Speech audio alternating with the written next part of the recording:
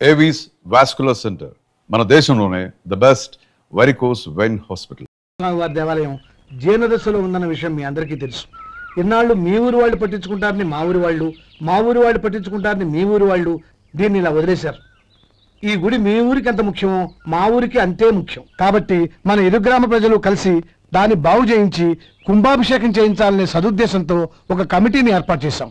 ఈ కమిటీలో 2 గ్రామాలకు సంబంధించిన ప్రముఖులు ఉన్నారు. కమిటీ ప్రెసిడెంట్ గా ఎవరిని ఎన్నుకోవాలనే విషయంలో శ్రీ గోపాలరావు గారి పేరు, శ్రీ లక్ష్మీపతి గారి పేరు పరిశీలనలోకి వచ్చాయి. అందువలన మేమందరం బాగా ఆలోచించి తర్జన భర్జనలు చేసిన మీదట శ్రీ గోపాలరావు గారే అన్ని విధాలా ప్రెసిడెంట్ పదవికి అర్హులని ఈ కమిటీ నిర్ణయించడం జరిగింది. అంచేత ఈ ఉభయ గ్రామ ప్రజలు శ్రీ గోపాలరావు గారికి ఉదారంగా విరాళాలు అందజేసి ఈ శుభకార్యాన్ని జయప్రదం చేయవలసిందిగా కోరుతున్నాం. ఏంటి ఇంకా రాలేదా? ఏంటయ్యా టైం 10 అవుతోంది. బోర్డు మీద 10 గంటలను రాసింది.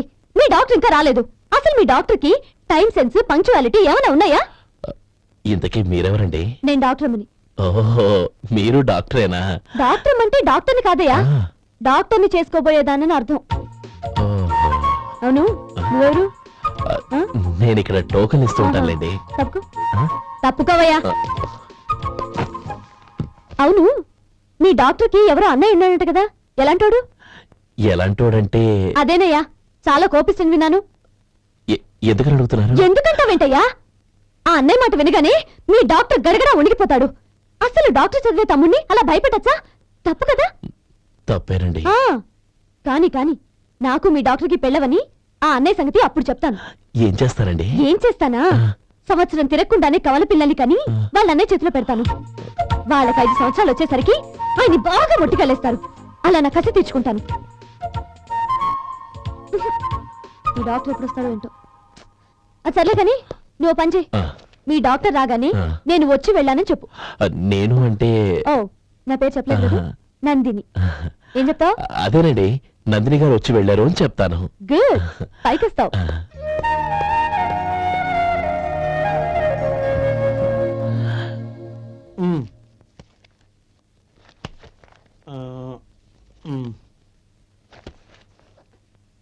దీంతో మొత్తం 4,98,200 అయ్యాయి. పోతే నువ్వు ఇచ్చినంత ఇవ్వలేకపోయినా ఈ దైవకార్యానికి నా వంతు చందా 1800. దీంతో మొత్తం 5 లక్షలు పూర్తి. సరేరా, నేను ఈ డబ్బు తీసుకుని పట్నం వెళ్ళి బ్యాంక్ లో వేసి వస్తాను. అలాగే, నేను నీతో వద్దాం అనుకున్నాను రా, అనుకోకుండా సాయంత్రం ఇన్స్పెక్షన్ వచ్చింది. పర్వాలేదులే, వెళ్ళొస్తాను.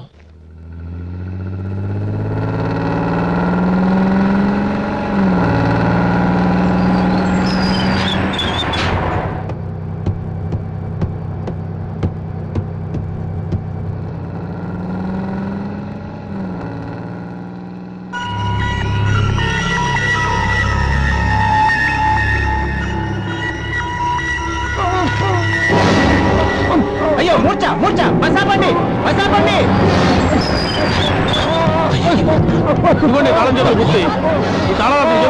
వీటి వల్ల ప్రయోజనం లేదు. 4 ఖర్చుకోకుండా పళ్ళ మధ్య పెట్టడానికి గట్టిగా ఉంటాయి. పట్టి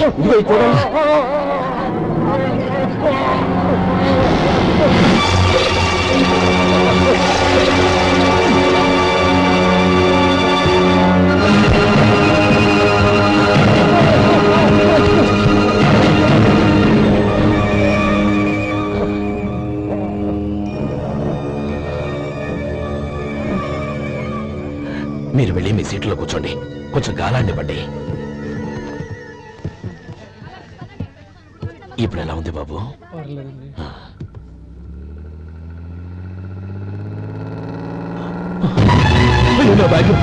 నా బ్యాగ్ ఎవరైనా చూసారా? అందులో 5 లక్షలు ఉన్నాయి. నా బ్యాగ్ వెంటనే బస్తాపండి, ఎవరిని కింద దిగవద్దు, అందరినీ చెక్ చేయండి. నా అంచనా తప్పు కాలేదు. వాడి మంచితనమే వాడిని దెబ్బకొట్టింది. మన వాళ్ళని పంపించి గుడి తాలూకు డబ్బు కొట్టేశాడని పోలీస్ కంప్లైంట్ ఇవ్వండి. ఇప్పుడు ఆ స్టేషన్ ఎస్ఐ వాడి తమ్ముడే. వాడే వెళ్ళి వాడి అన్నయ్యని అరెస్ట్ చేసి వీధుల్లో నడిపించుకు తీసుకురావాలి. అది నేను కళ్ళారా చూడాలి, మనసారా సంతోషించాలి. అయ్యా గోపాలం గారు, గోపాలం గారు, మీరు దేవస్థానం సొమ్ము దొంగిలించారని ఎవరో పోలీస్ కంప్లైంట్ ఇచ్చారంట. మిమ్మల్ని అరెస్ట్ చేయడానికి మీ తమ్ముడు గారు వస్తున్నారు.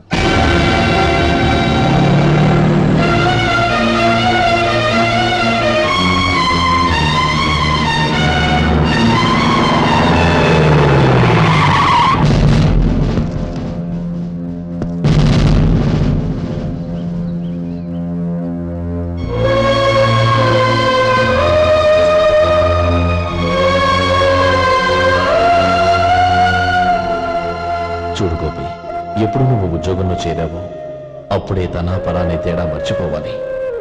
నేరం చేసిన వాడు నీ తమ్ముడైనా అన్నైనా సరే శిక్షించాల్సిన బాధ్యత నీది. అదే నువ్వు నీ ఉద్యోగానికి ఇచ్చే గౌరవం.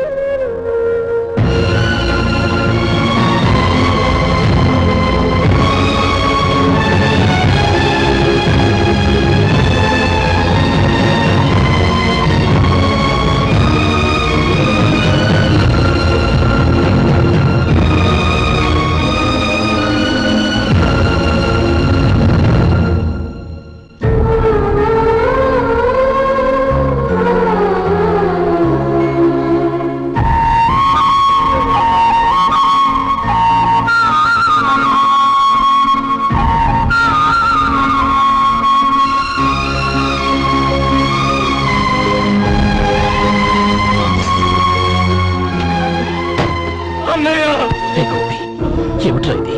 నన్ను క్షమించన్నయ్య. నేను కోరి ఉద్యోగుల చేతులు మాట నిజమే, కానీ ఇలాంటి పరిస్థితి ఎదురవుతుంది అనుకోలేదు. నా ఒంట్లో ప్రతి రక్త పట్టు నీ భిక్షానన్నయ్య. నిన్ను అవమానపరిచి ఉద్యోగం నిలబెట్టుకునే బదులు నా ప్రాణాలను వదులుకుంటారు, కానీ ఈ పని మాత్రం చేయలేనన్నయ్య.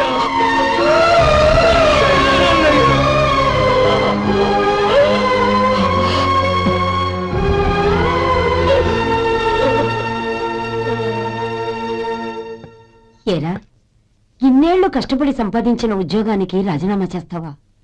కనీసం నీ పెళ్ళాం ఏమనుకుంటుందోనని ఆలోచించావా? ఇందులో అనుకోవడానికి ఏముంది మామగారు? ఎండనక వాననక కష్టపడి ఓ తండ్రి కంటే ఎక్కువగా ఇన్ని పెంచి పెద్ద చేశారు బావగారు. అలాంటి దేవుణ్ణి అరెస్ట్ చేసే ఆ ఉద్యోగం ఈయనకు అవసరం లేదు. బాగుంది. అన్నకు తగ్గ తమ్ముడు, తమ్ముడికి తగ్గ పెళ్ళాం. సరే, మీ ఇష్టం. నానమ్మ, అన్నయ్యడి. నమస్కారం అండి. ఓ నువ్వా? రా కూర్చో. పర్వాలేదండి. ఏంటి ఇలా వచ్చావు? ఆ రోజు నా కంపెనీని మూసేయమన్నారు. ఇప్పుడు నేను మూసేయడానికి సిద్ధంగా ఉన్నాను. దానికి ప్రతిఫలంగా నాకు 5 లక్షలు కావాలి. అలాగే, నీకు కావలసిన 5 లక్షలు నేను ఇస్తాను. చాలా థ్యాంక్స్ అండి. కానీ మీరు మీ కంపెనీని మూసేయక్కర్లేదు. సార్, అవును మిస్టర్ మధు, మీ అన్నగారికి జరిగిన అన్యాయం గురించి తెలుసుకున్నాను. మీ కుటుంబం గురించి కూడా విన్నాను. సహజంగా అందరూ ఐకమత్యానికి ఉదాహరణ రామలక్ష్మణులు అంటారు. కానీ ఆ రామలక్ష్మణులు ఎలా ఉంటారనేది పుస్తకాల్లో చదవడం తప్ప ఎవ్వరూ చూడలేదు. మీ అన్నదమ్ములను చూస్తే ఆ రామలక్ష్మణులు ఇలాగే ఉండేవారేమో అనిపిస్తుంది. అలాంటి కుటుంబానికి ఇలాంటి ఇబ్బంది రావడం నిజంగా దురదృష్టం. రామునికి హనుమంతుల్లా కాకపోయినా ఏదో వృత్తభక్తిగా నా వల్ల వీలైన సహాయం ఈ 5 లక్షలు తీసుకో. మీ కంపెనీ పేరు మీదే అన్ని సరుకులు తయారు చేయండి. నేను వాటిని ప్రపంచమంతా మార్కెటింగ్ చేస్తాను. సార్, మీ రుణం ఉంచుకోను. తొందరలోనే తీర్చేస్తాను. స్నేహితుల మధ్య రుణాలేంటి మధు? We are friends.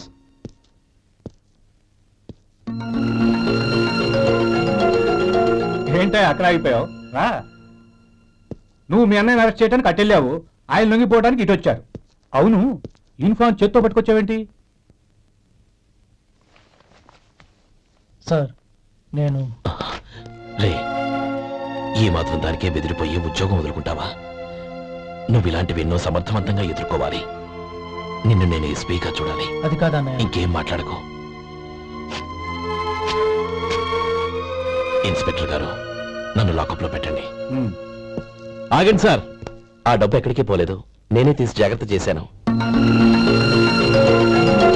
ఈ విషయం అన్నయ్యకి తెలియక బ్యాగులో డబ్బు కనబడకపోవడంతో అది పోయిందనుకున్నాడు. నేను పట్నం నుంచి వచ్చేసరికి జరిగిన గొడవంతా తెలిసింది. రే మధు, జరిగిన దానికి నన్ను క్షమించనయ్యా. ఇంటికి వెళ్ళాక అన్ని వివరంగా చెప్తాను. సార్, ఇదిగోండి 5 లక్షలు.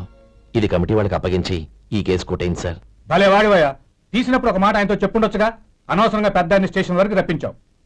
Sorry sir. అన్నయ్య మీరు ఇంటికి వెళ్ళండి, నేను లెక్కప్ప చెప్పేసి వస్తాను. వస్తానండి. అలాగే. ఎలా దెబ్బ కొట్టాలన్నా కుదరటం లేదు. అయినా వీళ్ళకి ఉన్న పళ్ళంగా 5 లక్షలు ఎలా వచ్చాయి? అదే బావా, నాకు అర్థం కావటం లేదు. నీకు అర్థమైతే ఆశ్చర్యపడాలి కానీ అర్థం కాకపోతే ఆశ్చర్యం ఏముంది? Useless fellow.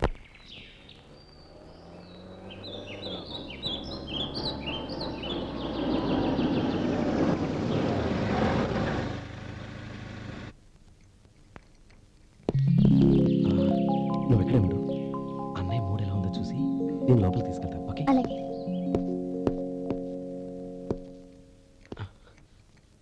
అన్నయ్య. ఏంట్రా? నేను చాలా రోజుల నుంచి నీకు విషయం చెప్తున్నాను, గుర్తుందా? ఏ విషయం? అదే అన్నయ్య, నేను ఓ అమ్మాయిని లవ్. ఓహో, లవ్ చేస్తున్నావా? ఆ విషయం నువ్వు నాకెప్పుడు చెప్పావురా? ఊళ్ళో అందరూ అనుకుంటుంటే నేను విన్నాను. సారీ అన్నయ్య, నీకు చాన్నాళ్ళుగా చెప్పాలనుకుంటున్నాను కదా, అందువల్ల చెప్పేశానేమో అనుకున్నాను. ఓహో, ఆ అమ్మాయి వచ్చిందన్నయ్య, బయట నిలబడి ఉంది. బయట నిలబెట్టడం ఏమిట్రా? లోపలికి తీసుకురా. అలాగే అన్నయ్య. ఏయ్, అన్నయ్య మంచి మూడ్లో ఉన్నాడు, రా. కమ్.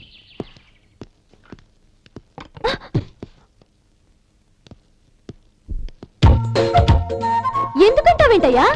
ఆ అన్నయ్య మాట వినగానే మీ డాక్టర్ గడగడ వణికిపోతాడు.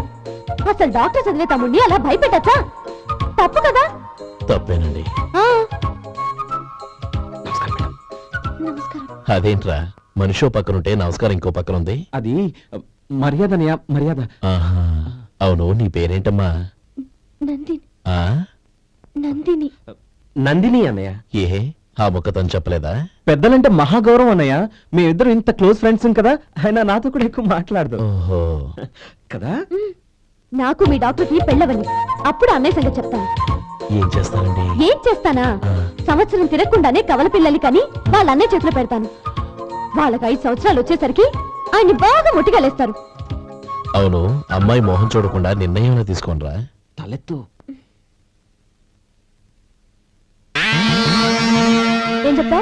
అదేనండి, నందిని గారు వచ్చి వెళ్ళారని చెప్తాను. గుడ్, పైకి వస్తావు. నేను మీ అన్నయ్య. అవును. నందిని, ఏమైంది? ఎందుకు ఏడుస్తున్నావ్? ఈయన మీ అన్నయ్యని తెలియక తెలియక హాస్పిటల్ దగ్గర మర్యాద లేకుండా దురుసుగా మాట్లాడాను. ఆయన ఈ పెళ్లి ఒప్పుకోరు. ఊరుకో, అలాంటి చిన్న చిన్న విషయాల్ని మా అన్నయ్య పట్టించుకోడు. అయినా నేను కన్విన్స్ చేస్తాను కదా.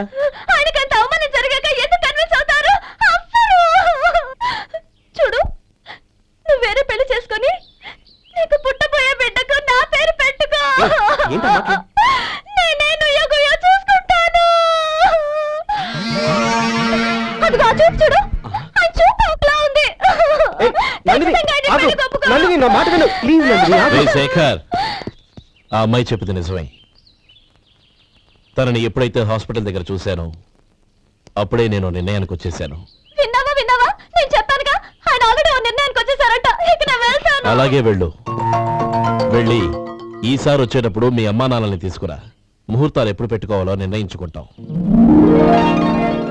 అర్థం కాలేదా? నువ్వే మా వాడికి సరైన చోటి. అదే నేను తీసుకున్న నిర్ణయం. బావగారు, నన్ను ఆశీర్వదించండి. లేమ్మా, శీఘ్రమే కళ్యాణ ప్రాప్తి రస్తు.